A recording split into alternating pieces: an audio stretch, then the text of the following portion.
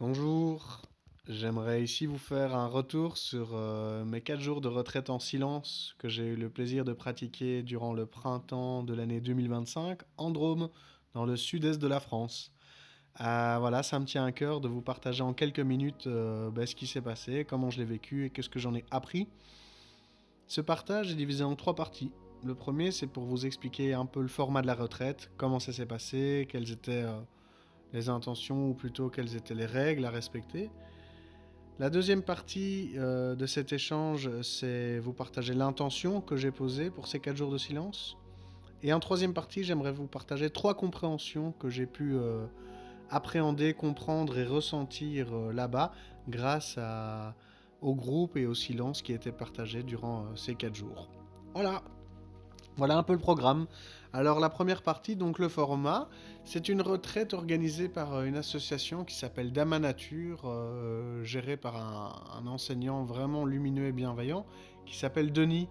Denis est un enseignant qui a passé beaucoup de temps en Inde, qui a découvert la méditation, qu'elle soit assise, allongée ou debout.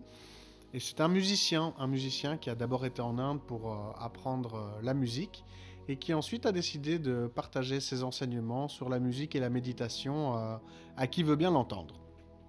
Lui, c'est le prof. À côté, on a Debbie, une charmante organisatrice qui fait partie de la Spiral Tribe. Un mouvement, une association de gens qui aiment faire la fête et qui ont des vertus assez lumineuses et bienveillantes. Et cette Debbie, cette femme anglaise, a compris que le son et la musique et la danse étaient vraiment importants, mais que c'était possible de le faire autrement qu'en milieu festif avec de l'alcool, du tabac et d'autres substances.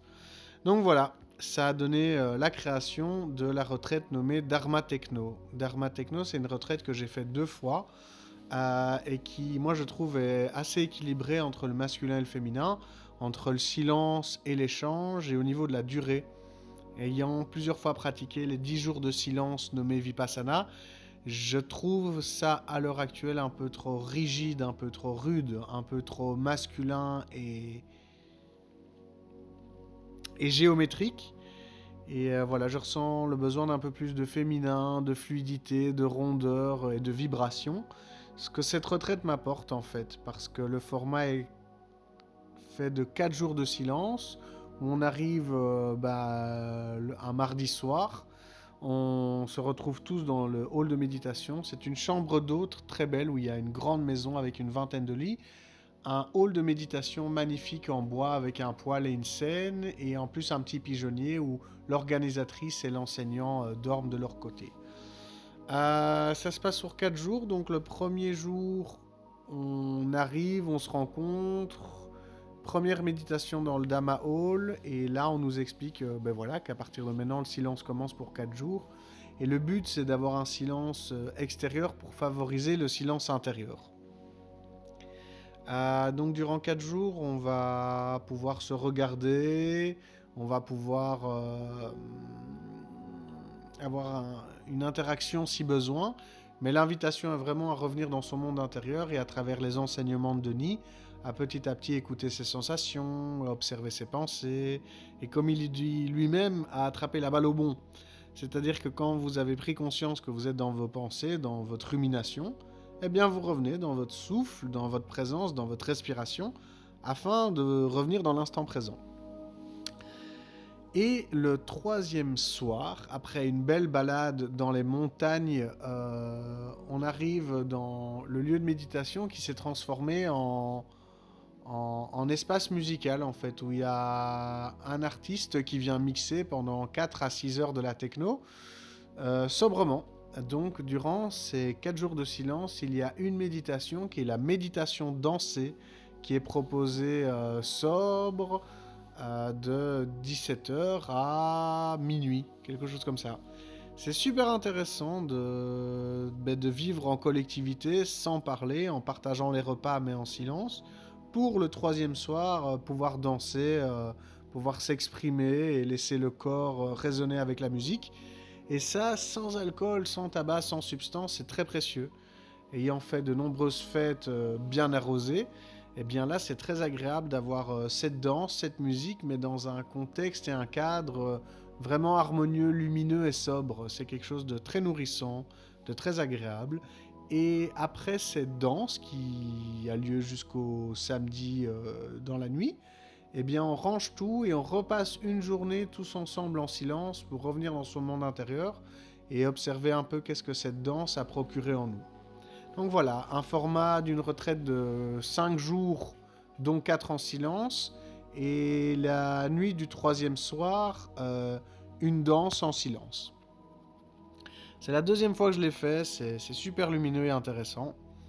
L'intention que j'ai posée sur cette retraite, c'est tout simplement de cultiver le silence.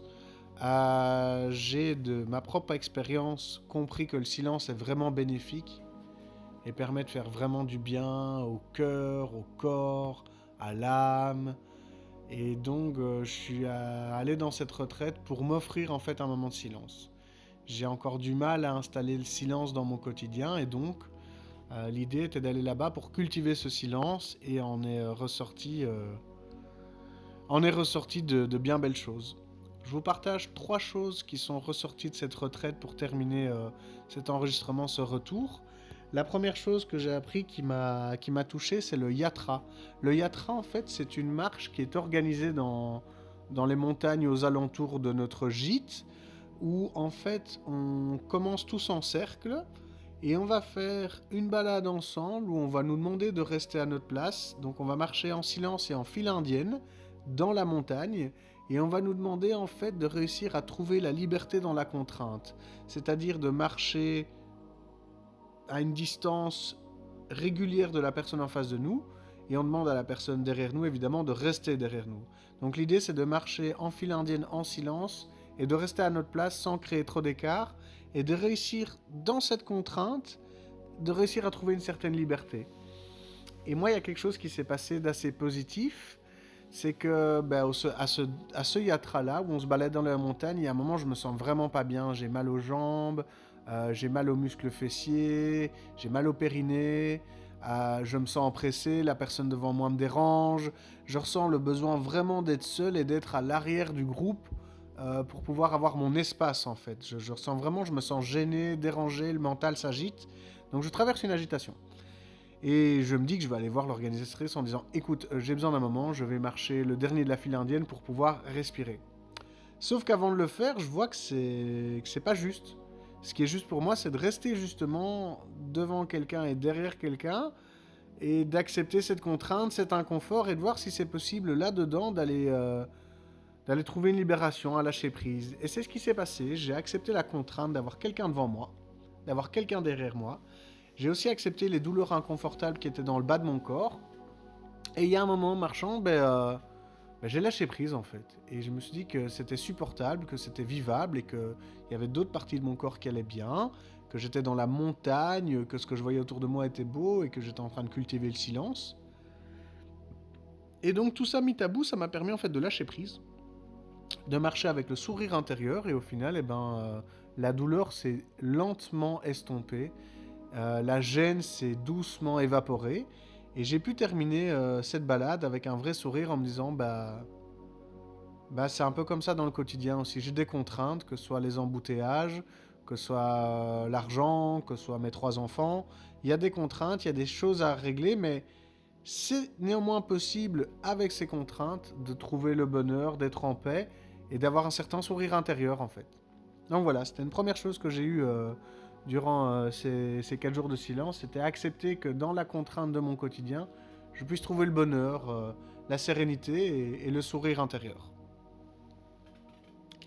La deuxième chose que j'ai expérimenté là-bas, et c'est évidemment très personnel, c'est la différence entre ce qu'on appelle le soi supérieur et le soi inférieur.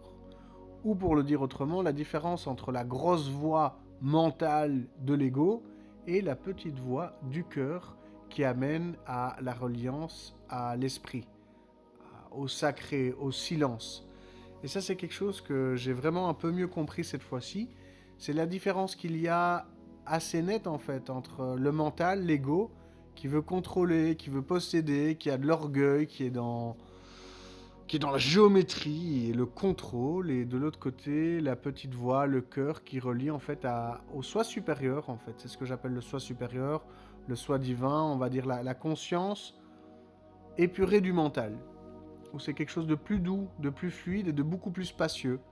Et pour résumer cette compréhension, Denis l'enseignant donnait un exemple parfait qu'il a lui-même reçu d'un enseignant.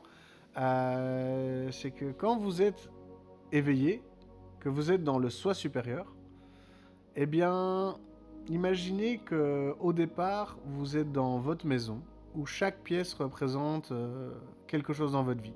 Donc vous avez plutôt un appartement. Vous vivez, quand vous êtes dans le mental, vous vivez dans un appartement où chaque pièce correspond à un dossier de votre vie, que ce soit la famille, le travail, les amis, les soucis du quotidien, le corps physique.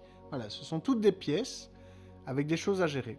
Et entre ces pièces, il n'y a pas vraiment beaucoup d'espace. Vous passez d'une à l'autre, et donc dans la journée, vous passez d'un sujet à l'autre rapidement et de manière agitée. Au moment où vous touchez le soi supérieur, l'esprit, la petite voix, l'espace en vous où il y a un silence, eh bien c'est comme si vous déménagiez dans une villa. Les problèmes sont toujours là, la situation à régler est toujours à régler, mais entre ces situations, entre ces lieux, entre ces pièces, il y a un immense espace de calme, de silence. Et c'est ce qui permet de voir la vie un peu différemment en fait. Lorsqu'on se relie à son soi supérieur, eh bien on remarque que les problèmes, les soucis et les difficultés sont toujours présentes, mais qu'entre elles et nous, il y a un véritable espace.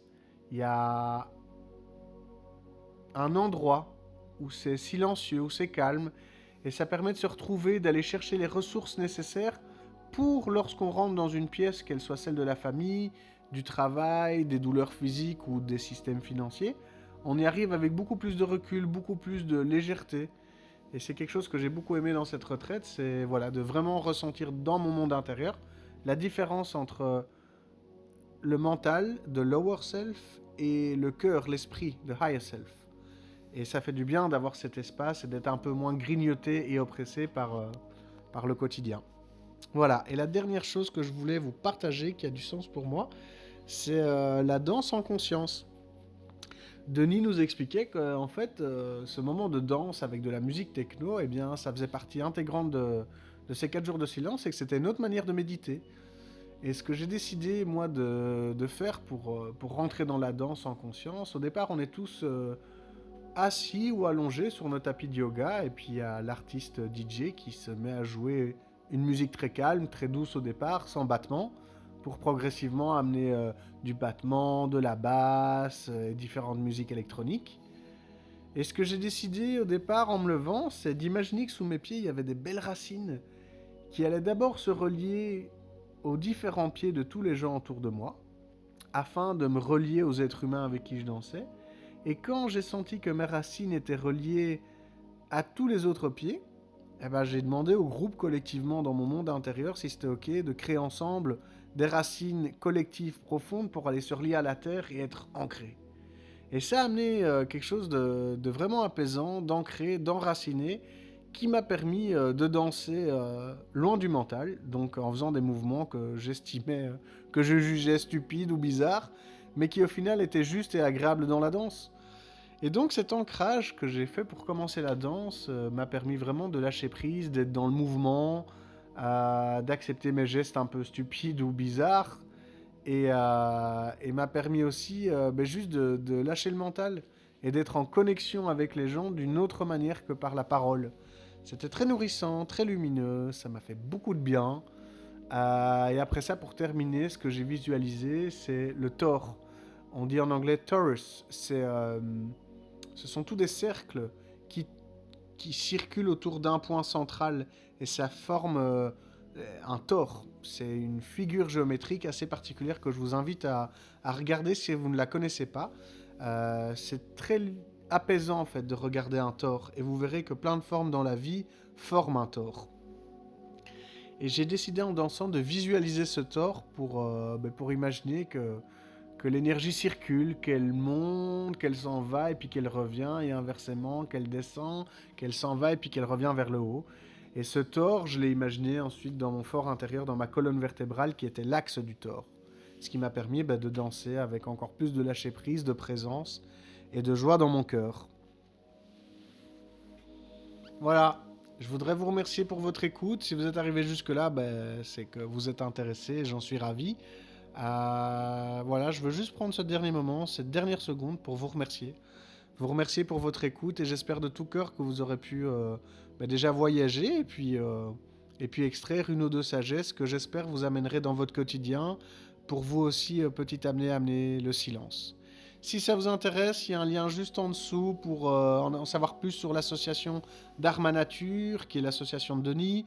Et chaque année, il y a 2 retraites de son et silence qui ont lieu en Drôme, une fois en hiver, une fois au printemps, pour ramener 4 jours de silence. Et c'est une retraite que je recommande vivement, afin justement de prendre un moment pour soi et de se retrouver dans le silence. Satnam!